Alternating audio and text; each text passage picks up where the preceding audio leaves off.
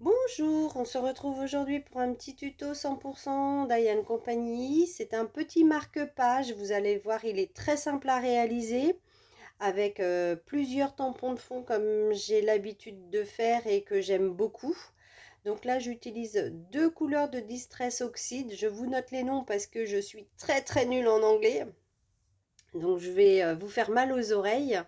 Je suis désolée également parce que mon espace de travail, en fait, ma lampe où j'ai mon téléphone ne doit pas être bien stable et donc ça bouge un petit peu. Désolée pour le mal de mer. Bon, ça va, ça dure pas longtemps. Je vous ai épargné cette souffrance. J'utilise le pochoir triangle.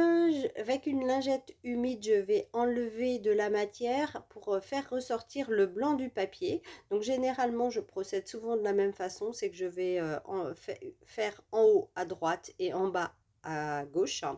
Donc là, avec un essuie-tout, j'enlève l'humidité et comme je trouve que en haut à gauche, il y a trop de couleurs, donc je fais ressortir également du blanc du papier. Voilà, je procède de la même façon. J'essuie l'humidité.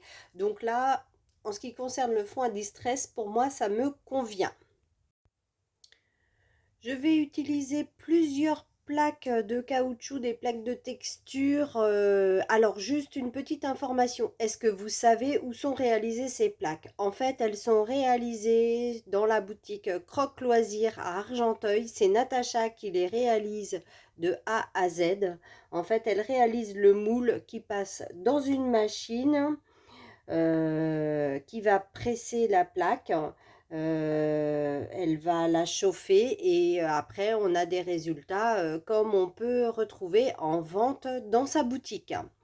Donc j'adore toutes ces petites plaques. Donc elles peuvent être réalisées, enfin utilisées de la façon dont je suis en train de le faire là à l'écran.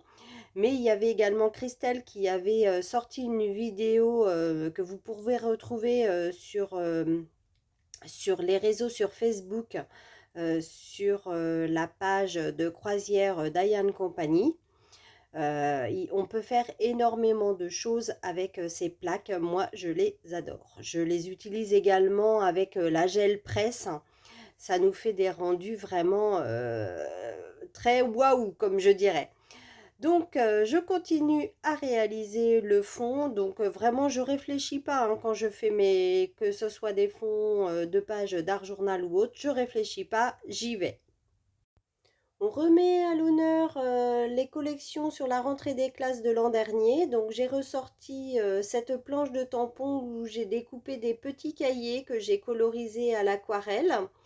J'ai également pris des taches que j'ai découpées sur du papier noir. Natacha nous a sorti une petite planche de tampons École et compagnie.